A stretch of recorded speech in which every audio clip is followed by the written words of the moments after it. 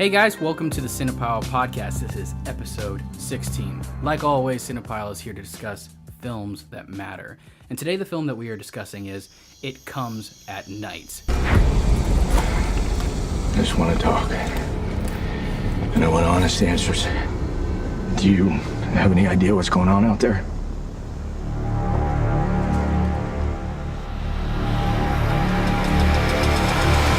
The door was already open when you got there. Yeah. Then who opened it? I will kill you. It Comes at Night. Well, we're going to kick it off with Neil. What's up, guys? Hey Neil, how you doing today? Good, yeah. So we're talking about It Comes at Night. This is the follow-up film for Trey Edward Schultz, the director. His first film was called Krisha. We've talked about that on a previous episode.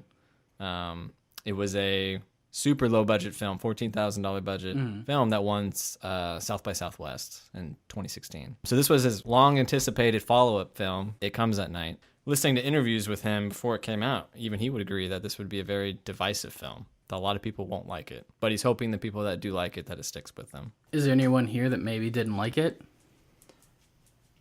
Hey guys. Guess who? So, it's going to come off this episode like I'm a negative Nancy and didn't like the film. I still liked the film. There are faults with it I don't want to ignore, and I think those faults are interesting. I think they're telling, and I don't think it's all Trey Edward Schultz, but as you'll hear, a lot of it has to do with expectation. That's a big part of this episode. A lot of people had great expectations for this film, Yeah. especially with the way the marketing campaign was carried out. And I think you saying that you are going to come off as a negative Nancy, I think likewise, maybe someone on the other side is going to come off as a fanboy for a movie when really it's like, yeah, I can see the faults in it. And I'm not saying this is the greatest film I've ever seen. Yeah. There's a flip side to that with an equal, we're somewhere in the middle, but going in different directions. So before I come off too negative, let me preface this by saying go see the film. I recommend seeing the film, even if maybe you think you're not going to like it, or if you don't end up liking it, because it's worth discussing. It certainly has a voice. We can all agree it kind of stumbles at times, but I would recommend it. Sometimes, I don't know if it's a personal fault, but I'll find something with a film and I'll latch onto it. It's like tunnel vision. And there are a couple things for me with this film. And really, so we're going to hold off on spoilers for a little bit. And just like as a little side thing, I think that this is a good example of where the Rotten Tomatoes, even though that's like the holy grail nowadays, Rotten Tomatoes, that their reviews are accurate as far as how I think this movie is going to be split, where it's in the upper 80s for critics and I think it's 40s? The low 40s for audience. I would almost think, I wouldn't be surprised if this would even be like a high 70s for critics. Yeah, because I almost kind of wonder sometimes if, because he is a new director and everything like that, I kind of wonder if some critics actually kind of pull their punches a little bit and are trying to, not be so hard on the artist in a way, but kind of getting into it, because obviously you're a fan of him, Neil. Where do you think It Comes at Night, where do you think its strongest points are? I think the strongest, and I think this has to do a lot with Krisha, and this is actually a very similar film to Krisha, which is funny, because Krisha is not a horror film. I would argue that this isn't really a horror film either, but it's obviously marketed as a horror film. But Krisha does take a lot of points of a horror film. Like it has a lot of a lot of cinematography, and the way like tension is built is kind of like a horror film, even though Krisha is just about a family reunion or a Thanksgiving gathering with family members, and it's the tension between members of the family. It all takes place in one house. The whole setting is in one house, just very similar to It Comes at Night. But the draw of the film is the family members and the people within it and the tension between those people. I would say that's the main thing of It Comes at Night that I think he does a very good job of, is he brings authentic tension that feels something that you yourself have felt maybe in your life, or that you, without them saying something on camera, you know what's going on kind of like in their mind. Or like, oh, I can see how this is unsettling for this character, or I feel scared, or I feel betrayed by somebody, or I don't know. Yeah, and I haven't seen Krisha, but I'll say when it does come to It Comes at Night, a lot of the cinematography it was a very intimate setting. So they use where they could just follow, a character's face or something like that going through a hallway. Instead, they let you see the whole environment. And so they use the space and size to actually make it feel smaller based off of the actual set instead of smaller based off the actual frame. And so, like, I think it just built really great tension because the entire time, I don't really have a lot of, obviously we analyze movies. We look at, movies in a different kind of way probably than the average consumer. Sometimes you'll see a light and you're like, that's an unmotivated light. Where's that moonlight coming from? Or that's a weird transition of sound. But I really did many times, just because of the suspense and the style of cinematography and like how often they did not cut and how few and far between those cuts were, it really did build a lot of tension very well for me and dissolve the screen in so many times that I fell into it, and I had my heart in my throat many times. And even though the like how we were talking about at the beginning, the climax may have ended in kind of a, maybe not to everybody's expectations, but certainly I think the suspense that everyone could agree on was extremely well done, and kept your eyes and ears always kind of looking, because it looks at that panic, that fear and paranoia that you have in just an empty house. Mm-hmm. And I think everyone can kind of relate to that. I just had a thought, though, as I heard you talking about the house and the space. Mm-hmm. And although I agree that it was shot really well, thinking about it now, I would really have to watch it again for me to understand the layout of the house at all. See, I actually really liked that. First, when you see the house, it's amorphous and it's like abnormally large. However, all you see are really the upstairs, downstairs, kitchen, living room. That's all you see. But this like entire house, it looks like a mansion from the outside almost. And it seems to have like this brambling kind of thing, how Travis is like, crawling in the the upper attic and everything like that, mm-hmm. to listen in on people and to hear what his parents are saying and so on and so forth, and kind of like his little safe space, that it has this like just winding labyrinth kind of thing. And I love that because it really reminded me of do you guys like remember like when you're 12 years old and you wake up at your friend's house and you're sleeping in the middle of the night and you wake up and you have to go to the bathroom, and it is the scariest shit because you don't know what's going on. And I'll get that, I'll go camping and I'll forget I'm camping, and I'll wake up and expect to be in my bedroom, and it has this like it constantly had that disoriented feel to it, purposeful or not. I like personal that. Or purposeful rather, because dreams, how you're talking about waking up, mm-hmm. waking up from dreams plays a huge part in this film. A lot of the biggest moments happen when Travis wakes up from a nightmare and starts wandering around the house. So I think that's very likely the exact feeling they were going after, is that nightmarish, you don't know the space that you're in. Maybe what's around the next corner isn't what you think. Okay, so as far as the set and everything like that, let's talk about the score, because I know Neil and I definitely discussed the score a little bit and the subtlety of it, and that it was never too obvious, but it was always very present.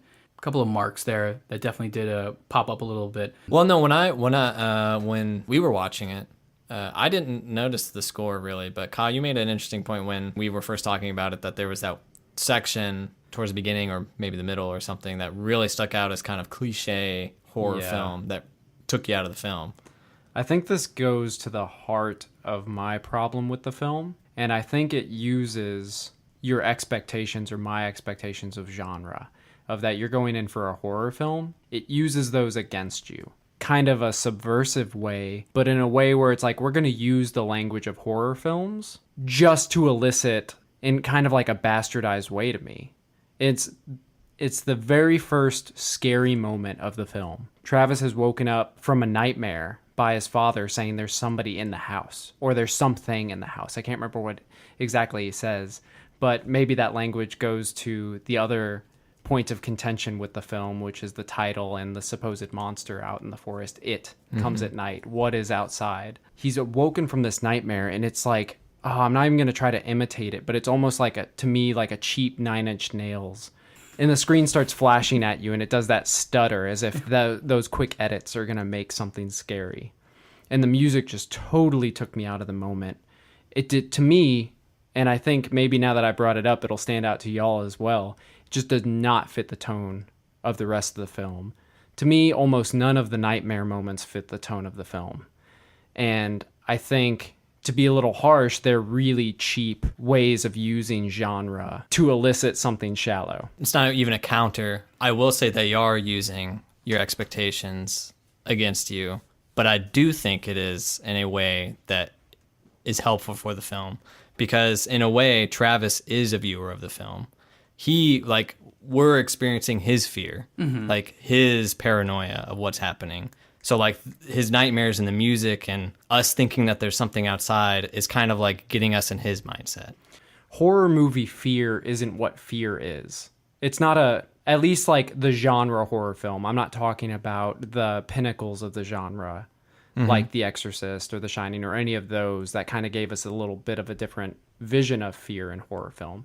But that music with the distortion and all of those things, it's like that's not the fear I've ever felt.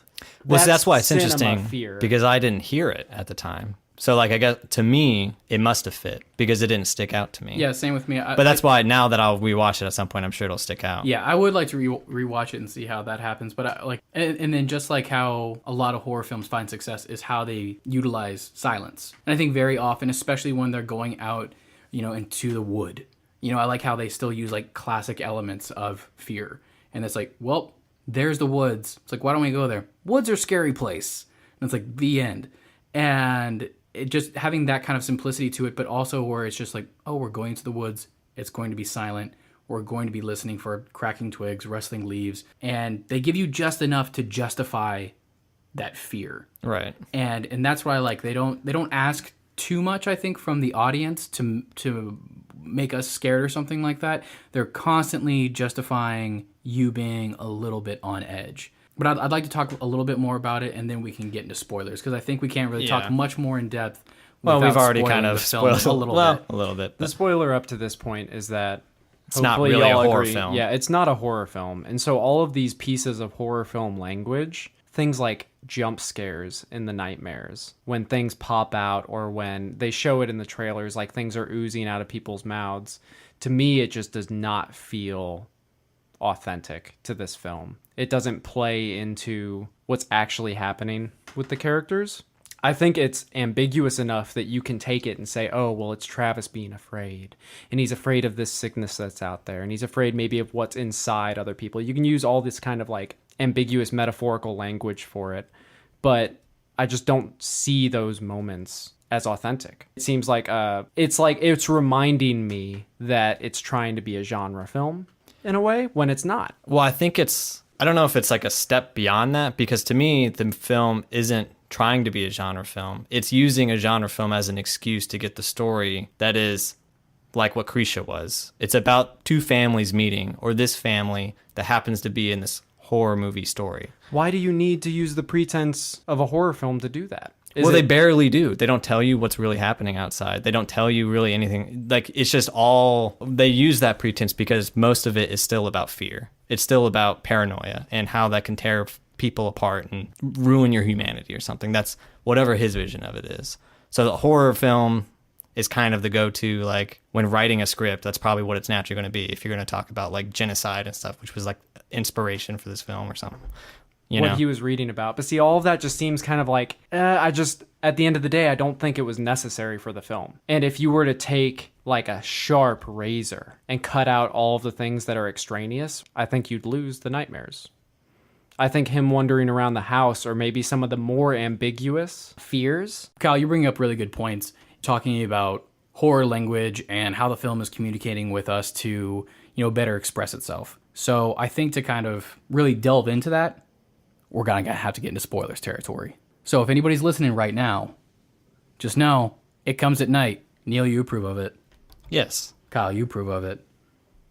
He recommends Tentatively, yes. And I certainly approve it. He recommends watching it. And if you guys have already seen it, then we're going to get into the good nitty gritty, chew the meat on those bones, and have a further discussion with that. But you've been warned. I would recommend the film. I would also say you might be better off spending your time just reading The Road, because The Road is far more horrifying. But you can say that probably about most horror films. I don't know, but or this any is post-apocalyptic so similar. horror film. Yeah, well, there's a lot of trash in the post-apocalyptic genre. This isn't trash by That's what any I'm saying. means. Like, you could say that about, because The Road is fantastic. Well, it's phenomenal, but it's also doing what, in my mind, this film is trying to do, just much, much better. Well, I feel like we're The Road. And I'm not talking about the Road film, which was okay. Sure. Yeah. Well, yeah, because I think the Road book, it certainly, that was like one of the only books I've like ever read. So I'm kind of glad that you brought that up. That The Road, the Bible, and My Own Way of Law. Those are the books I've read.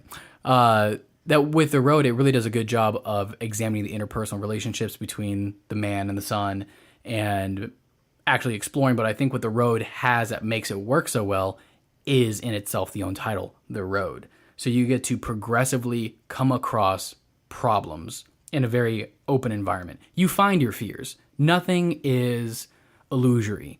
There is nothing to fear but man itself. The end. And you follow those characters, and obviously it's more complex than that. But where it gets into, it comes at night, you are constantly questioning whether or not there is an actual creature that's skulking around in there. First they, take it down like, oh, it is a person.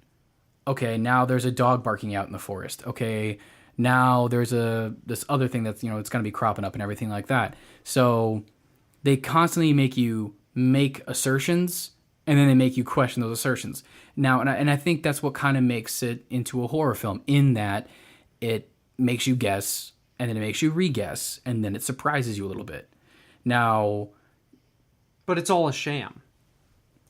no, It's all a red but- herring. Now, There's nothing out there. Now, I think in where the The Road is clear and honest about the implications of the horror, this one is trying to make you think the horror is somewhere else, as if the horrors of humanity are any surprise to us in the modern era. There's nothing really horrifying besides the horror imagery in the nightmares. it's scary. Otherwise, everybody is acting reasonably. They're just scared.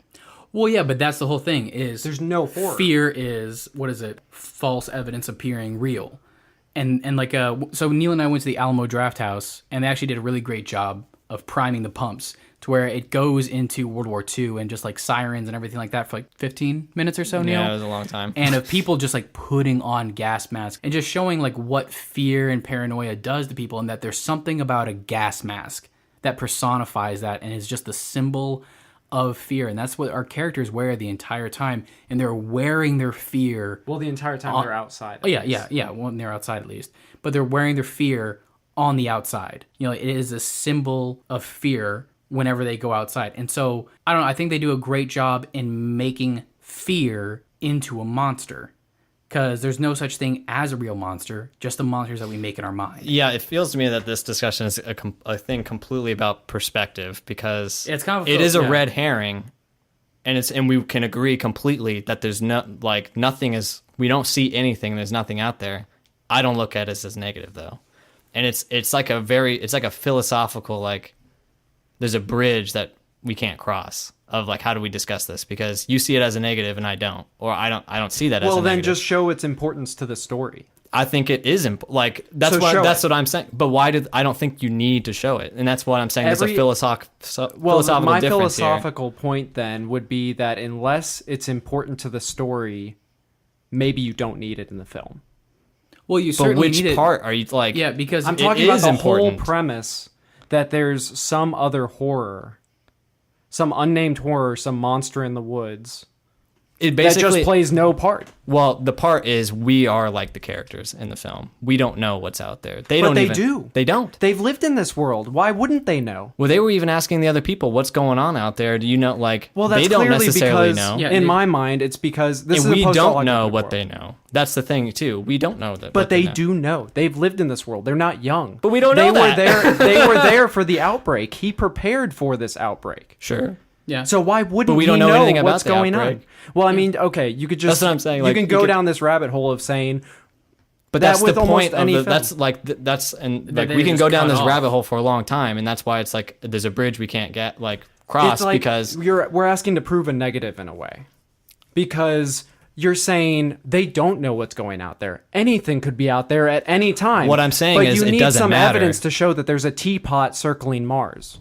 Do you know what I mean? No, but- Richard, but- you could but- say But that's that a straw there man could because be that's a- not what I'm saying. You could say there could be a monster out there. Maybe the characters changing- think there you're could changing be a what monster. my argument is, Yeah, though. let Neil expand on his idea. All I'm saying is it doesn't that doesn't matter. We're talking like they need whatever they're showing in the film. It has to be important to whatever is happening in the film. But part of the purpose of this film is doubt or like fear. It doesn't matter what's out there. What all it's about is about the people inside. It's not a horror film. It's used as an excuse for this story. And then I'd like to make a point that the only person that probably thinks there's a monster out there is Travis. And it's only Travis a little bit that influences his dad when the dog does take off and then suddenly just gets swallowed up by the forest. That all of a sudden that the monster is a little bit more so out of Travis's head and is a little bit more into his dad's head. But the dad never responds in a way of a monster. Really, Travis is one of the only people that makes us respond that there's a monster out there. And that's fine because that's us experiencing fear of irrationality through a child's mind. I mean, a 17-year-old child, but nonetheless through a paranoid teenager's mind. The parents are scared of raiders, are scared of disease, are scared of it Fiends. spreading. Yeah, fiends, ghouls, super mutants.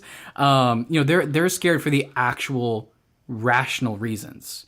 That's why they're scared of the new family that came in. They're the constant rational bit there. I mean, that can be really seen when he's like, hey, we need to quarantine each other. We need to do this. I think it's fair if we do this. Let's have a lot of transparency. So, I mean, it's fair to say that Kyle is seeing, I mean, I don't want to speak for you, Kyle, and so I'm not being hope that you don't think that Kyle is seeing things from the parental kind of thing towards like, well, it's ridiculous that there is no monster. Of course it's ridiculous that there isn't a monster. Well, I don't even but see Travis the sees the evidence. monster. I don't see the evidence to say that Travis's fears are not when he's looking out at the forest of somebody with the plague coming up. It could be that. Yeah, so where's this evidence that Travis is fearing the monster? I think the film It's the monster in all of creates the us. cloud and fog of war that is fear, and kind of lets you just kind of ascribe to anything you want. It's a his Rorschach test. Yeah, you see his scary little drawings and stuff like that kind of point you in the way of a monster in some regard. You see the dead grandpa who's like vomiting out black blood, and the girl who climbs on top of him in his dream and like vomits black blood into his mouth. You know that there's zombies out there, maybe some kind of mythical thing. You maybe, don't know any of that. That's why I'm saying maybe. That it's like it's a bunch of maybes. There is no definitive yes because it's about the irrationality of paranoia and fear and what it does to our rational selves. But it's entirely rational in the film. But it's being perceived by There's an nothing irrational irrational. person. Why? How are they irrational? I'm saying that Travis is irrational. How is he the parent- irrational? Based off of how he is dreaming and experiencing It's it. irrational. It's not about being irrational. It's just fear. It's just I don't know what. It doesn't necessarily have to be that them being irrational. Well, I think just fear is Because they're being completely Irrationality. rational, but that's part of the horror of the ending. They lose the last shot where they're sitting at the dinner table without Travis because he's dead. They have to sit there and have a dinner by themselves and be like, "We just lost. We are worse than dying. This is worse than we. It would have been better if we just died That's because we great. lost our humanity." That's great. That's and the horror I don't of the see how film. any of the nightmares or any of the monster bit help that. I think it's just the poison. If that's one of the strongest moments of the film, and it's also kind of thrown together in the edit in my mind. Like I totally felt something was off, and now my opinion of it is also totally biased by the fact that I know they had a completely different ending in store. Yeah, they did. And this was maybe saying piecemeal or salvaged isn't the right words. I have no idea what the creative process was behind the scene. But it feels like that moment to me is like that. It comes and it goes. It's one shot, and how long do they even hold on it for? 5 seconds. Maybe 5 seconds? And it's like, if you're saying this is supposed to be like the culmination of the horror of the film, it's like they spend less time on that moment than they do on a nightmare that to me means nothing. Yeah, no, the ending was not great. No, I thought the ending I was will not argue surprising. that again because I'm like I But said, it I'm not a could have been. fanboy for the film. Yeah. But I'm on the other side still when we're talking about ambiguity of the film and if it means I don't anything. think the film is particularly ambiguous anymore. It's incredibly ambiguous. Now that I've thought about it, I don't see much ambiguity in what happens. Where's the ambiguity? Well, yeah, I mean, the parents are definitely going to die. I mean, they touched Travis while he was diseased. So, I mean, they're looking at each other like... Travis dies. Like, this is the end. The other family's all murdered. It's Shakespeare. The two parents are sitting there, most likely infected. It probably doesn't even matter if they are or not, because Travis is dead. Sure. The only ambiguity comes from this question of whether there's an it, or who unlocked the door. Right. And or the advertising what's for the happening outside, or what the disease is, or what happened beforehand. Well, even all those questions, they kind of don't even matter, because all you need to know is there's a disease. And that's the it's whole incredibly horror, infectious. and that is I would encompass that with all of the horror of the film, because that's not the point of the film. That it doesn't matter what it is, what's outside, or then why anything. spend so much time on it? If none of that matters, why aren't we spending our time with scenes that are more valuable? Because it is still about the fear of that, even though it doesn't matter if we know what it is. Because they don't know what it is. Yeah, but then you say they do know, but we're an fear- audience who doesn't know what they. That's that's the difference in opinion. Like that's the. That fear, though. To me, the fear. If we're talking about the fear between you and I, and me never being able to know what's in your mind. Mm-hmm. Those are the best moments to me where somebody's lying, or when you don't know if they're lying or not. There's misinformation. You are limited in your circle of knowledge. Mm-hmm. All of that is more suspenseful and scary than jump up scares and people vomiting blood. It's like, that doesn't help us with this film. No, because your main gripe is like, is it additive or not? But rather than kind of taking a train down to negative town, I do want to talk about what the film did do right. And so one thing I want to talk about for sure is the mysterious man, I forgot the character's name, that the dad Timothy picks up. And when he's talking to him... Wait, isn't the dad Paul? Hey, you know what? His name's Tim now. Shut your mouth. You're misremembering me. So when he's talking to that guy... It's after, they went on their supply run. They've built a lot of trust between one another. They're sharing booze between one another in the apocalypse. Like, finally, this is a point of, we've been through this shit. And then that's where all of it dips. And then it's one little lie that fucks it up. And he talks about his brother. Possibly a lie. Possibly a lie. And I thought that was something really, really great about the movie. In that he's like, hey, you just said you were an only child, but you talked about how you lost your brother. And those are hands down, in my opinion, as well, the strongest moments. And that's what I was saying in the beginning. Doubt. That's the best part of the film, is the moments, the tension between the people. Yeah. And that's the the excuse of the film, is for those moments. But all those scenes we're talking about don't involve Travis. And if he is the point of view for the film, I'm kind of a stickler at times for the point of view of the film. If he's our point of view, we have no reason to know those things. And yet we're in the scene with the two fathers, breaking, it's now third person omniscient, instead of what was until some of those points, a first person kind of film. And it's like, why are those the best scenes? Well, I don't think it was a first-person film. Well, I think we are on Travis's point of view, but more of like his worldview. Like his father, Paul, is all about like, hey, we can't trust people. We got to lock it up. If you let anyone in, it's going to be the end of us. Like he doesn't say any of these things, but that's like his personality. Where Travis is not that. He's kind of the sweet kid who's born in the wrong time. I think we're in his point of view as far as that. So what we see, we're supposed to kind of like, whether Trey Edward Schultz was successful in doing this, I think is probably whether or not people like this movie or not, is if they felt that or not. Are we supposed to feel for Paul's point of view, or are we supposed to feel for Travis's point of view throughout the film? You're not limited to one or the other. You're not, and that's what I'm like, I think that's kind of the good thing about the film. I think that's... Well, but it's like, to go back to my point then, like we should be able to see that the scene that you're saying. Limited. Yeah. This, to use like literature examples, and we're jumping from father to son, and we're getting their two different perspective of fears. If I were to go back and look at this script, I would cut the nightmare scenes, because I don't think they help that point of view of the film. Unless you're going to do something equatable for anybody else in a way. If we do have all these different perspectives and you're supposed to relate to different people, I just really don't see how those horror scares See, I like it. 'Cause fit in there. It makes you irrational as a person. I don't know. It gets rid of the adult in me a little bit, as far as just like, oh, this is a disease, this is a survival film or something like that. It adds a little bit of salt and pepper to it to just kind of be like, it could be some mysticism, could be a giant monster out in the wood, could be a Wendigo for all I know. I can completely understand, Kyle, is what you're saying to us. It's like, that's just fluff. It's just fluff that's added on, and it doesn't really do anything to propel the story forward, because ultimately, potentially, there could not be a monster. We don't know. I would be disappointed even more in this film if there was a monster. Oh, yeah. No. I don't think... There's not a monster. Yeah, there's not a monster. But I will say, going back to Neil with your perspective shift and everything like that, one thing that the film did, I think, really well is when the dads go out to do the supply run, and they're doing that whole little survival thing. They kill a couple other dudes, and then it's, 2 weeks, 3 weeks later or something like that, where they come back.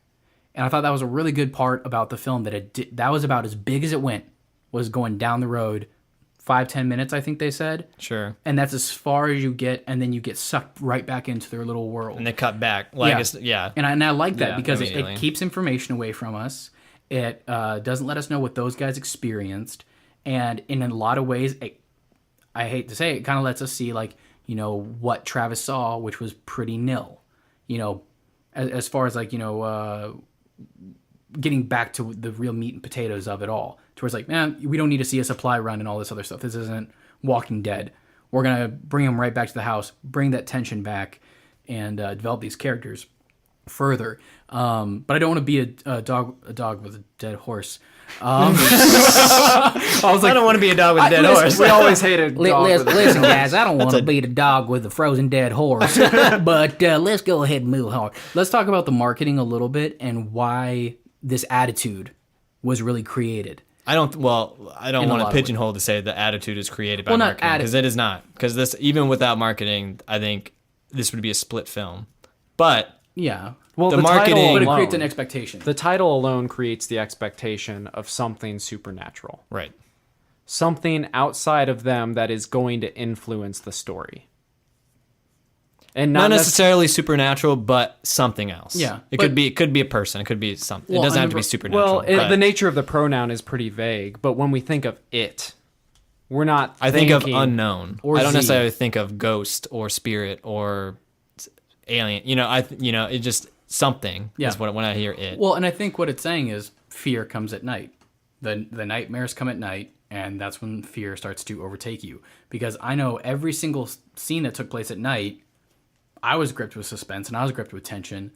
Like when he was going down the hallway to find that the door was open, if a giant, spindly finger thing, just went over to, just grabbed his chest like a death claw or something like that, we got some solid Fallout references. Fallout references today. That was something that was still a little probable in my mind. And I think that probability is because of the irrationality of fear. And that's what I liked, is the fact that they constantly, right when you got your balance back to you, you're like, okay, it's a disease and stuff like that. It's like, it could be a monster. It's that it instills a little bit of doubt into your mind. And that's what I liked, was that continuance of wobbling you a little bit as far as your statement of opinion of whether this is a monster or not. It kept me guessing the whole movie. Yeah, of for sure. what this movie was about. Of like, okay, and this is can be completely seen as a negative, and I probably would agree with that in a lot of instances. But it reminded me when I went and saw Midnight Special, when I had no idea what the genre of the film was, and I had no idea who was in it or anything about. I didn't even know the name of the movie, and we went in. I'd forgotten what it was even called, and it was like halfway through the film, I'm still trying to figure out what the hell is this film about. That had an ending to it. Like the journey was like what was really fun for me. Yeah. And honestly, that's kind of maybe that's why I liked It Comes at Night, because throughout the film, I don't know if it was excited, but I was like always interested of like, oh, so is there something outside? Yeah. Like, where are we going? Now we got this dynamic of like, who opened the damn door? Like, oh, now someone's going to fucking die. And like these families going to fight each other. It was, once you get to the ending, it was anticlimactic. Yeah. Cause And I can definitely see why people are going to be very upset, because you don't get anything out of it, like at the end.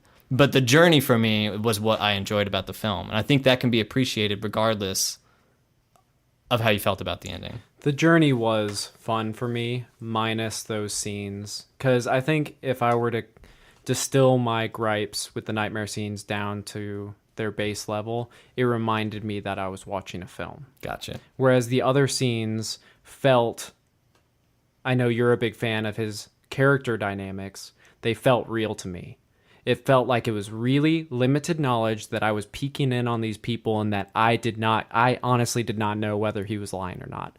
It could have been a flip of the coin. And that was suspenseful. I'm not going to say it was terrifying, but I was there was nothing in the film that was terrifying. No, I was not taken out of it by anything in those moments. I guess they were like the other moments to me were just a little too on the nose. See, the nightmare stuff, while I think it did take me out of the film, it still added to that mystery of me being like, okay, so where is it? Like, is this kid like psychic or something? Did he predict something? Because he had a nightmare and he said someone was here and then there was someone here, and like, where are we going with this? Like, is he part? I don't know, you know? Yeah. So I wasn't, is he the disease manifesting giving him something? some kind of power? Yeah, It's kind of like Lost. It's a whole bunch of questions. I'm not going to compare it to Lost because that's ridiculous, but It's not ridiculous. It's a whole lot of but that's- questions and intrigue. It's not exactly the same, but the idea is keep them going with intrigue and the possibility of something outside the normal human experience. well, when I say ridiculous, I don't mean your comparison is ridiculous, but I wouldn't compare it to that because Lost is ridiculous. I didn't think this was ridiculous, or The idea is that there's intrigue there. yeah. That doesn't necessarily have anything to do with the character's journey. It's just that, okay, he's scared. He had a nightmare and he was scared in that moment. It doesn't have anything to do with his relationship to his father. Neil brought up a good point that this entire situation, because I think the monster goes from being outside to inside. I think that's for sure. There's no monster inside. Yeah, Nobody in the so film there is definitely monstrous. is a monster that's outside, 100% for sure. There's the- no. I there's don't see any footprints. Did you not see monsters in that? So, but I think it's kind of like Yeti. Yeah, you didn't see that. Kyle, wear some glasses when you go to the movie theater. Christ. But that the fear goes from being an outward bound situation that slowly comes inward and comes to reality. There's these people. Are they bad? They're not a threat. Now he's lied to me. Now they're in my house. Are they a threat? Yeah, the fear was outside. Yeah, the fear progressively got closer and closer and closer, just like a fuse. And I think that was very, very well done. And ultimately it became down to children. And the children and protecting them and being fearful of your children being injured by somebody else. And how Neil actually pointed out that if this movie didn't have kids, the families would just be hanging out. It reminded me of, I think it was the first episode in Big Little Lies, there was like this pivotal moment that how you can pit human beings together in a very like natural way that you know is unsolvable. And it's like, this can happen, and it has to do with kids. Once you pit children and parents against each other, it's a natural, like, people gonna die. Or something's gonna happen, like, it's an immovable object versus an unstoppable force. Exactly like, you that. can't- Yeah, exactly that. Because they couldn't let them go. Because if they let them go, they come back maybe. And you don't know that they could have already done this before. Like, they could have had, gotten burned. That Paul or Timothy, However you feel. they could have like, they could have had a lonely stranger come by who, that they gave him some food, let him back, but then he got hungry. And then he came back because even Paul or Timothy says, you don't know what people can do when they're hungry. And as if he has seen some shit kind of thing. He is a guy who has seen reality. There's a reason he's a survivor. He's probably killed several people to get to this point with his family in this like house that they either own or have found. So I think it does. And it's also just talking about that mentality of Paul. Yeah. Like, Tradewood Schultz's stepfather is himself a prepper. Yeah. He is a like a doomsday prepper who has that mentality, like, is like, hey, you can't trust any, like, when push comes to shove, when society breaks down, you cannot trust anybody. It's only family. Totally is kind of like the dynamic where that comes from, It's a soapbox issue for me, is never watch trailers for any film. Stay away if you can. It's really hard to do. It's more of like a guideline than a rule because it's really hard to do. Especially if you go to the movies. Especially if you go to the movies. But also, like, marketing in general for films. You cannot trust anything you see because the people that are typically making the marketing aren't the filmmakers who made the film. Would you trust the sales guy? You never trust a sales guy. Trailer is a sales guy. At the same time, the title is a little bit eluding, and then the marketing took advantage of that. So it kind of took away from the artfulness of the like ambiguity of the title, and it gave it more of a definitive stature in that there is something that comes at night. It was something that comes at night, not it comes at night. The marketing plays into it with a heavy hand in many ways. But even if you were to take the marketing out of it entirely, so it comes at night. In this film, what comes at night? His nightmares. Yeah, fear. And for me, weakest part of the film. And so for me, the title is referencing the weakest part of the film. In my opinion, plays in the least to any of the film's real moments, real honest moments. I'd say the nightmares were my least favorite part of the film. And so to have the title not only imply that, and I think it honestly does imply as a red herring, that there is, perhaps it's not supernatural, but it's unnatural to our world, that there's something outside of ourselves out there. That It's the unknown. That's what that's how I would describe it. So there's something of a promise in the title of the unknown.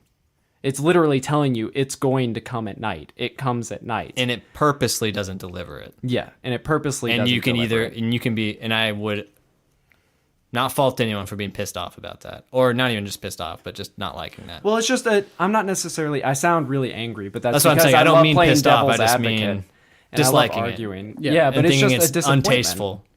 Yeah. But I didn't feel that way seeing it, I guess. Just so everyone can gauge everyone's actual opinions of the film, we should do an Anderson scale. Ooh, yeah, let's do that. Let's do an Anderson scale of the film. Okay, starting with Kyle. At times, I would give it a 6. At its lowest, I would give it a 5. It's somewhere between those, because Okay. I think the film's divisive. Okay, I'll just do a number. 7. It's a 7. I'll go with a solid 6.5 because I definitely would recommend it to other friends, and I'd certainly watch it again myself. So there you go. there you go. It looks like There's it gets. We can round out to a the solid approval. 8. I don't know about your math skills there. That's how you math. 5 or 8. I guess we can call it a 5-5. A 5.5 from Kyle. A strong 5.5. Some would say a 7. So definitely go see it. Comes at night. Let us know what you guys think about it. Let's go from here and talk about some of our recommendations that we have because there's been a lot of good stuff out there. So let's kick off recommendations. I'll start first.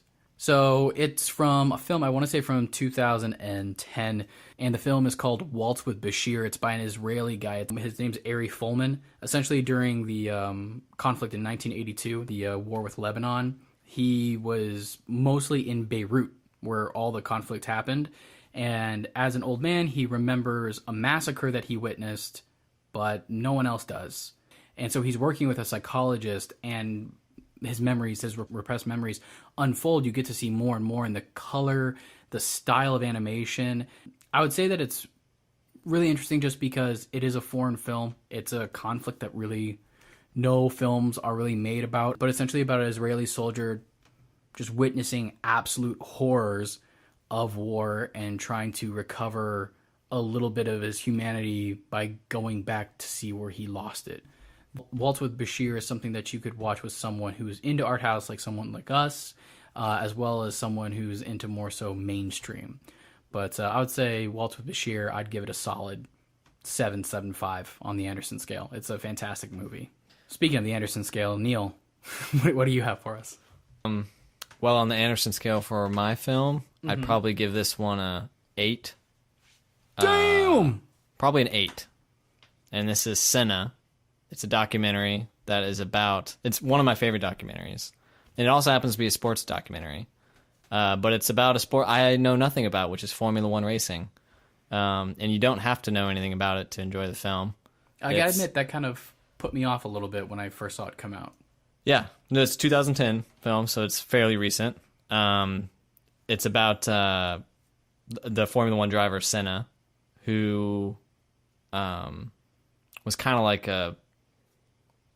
Like a Lance Armstrong, like just unbeatable kind of guy? I guess kind of like that.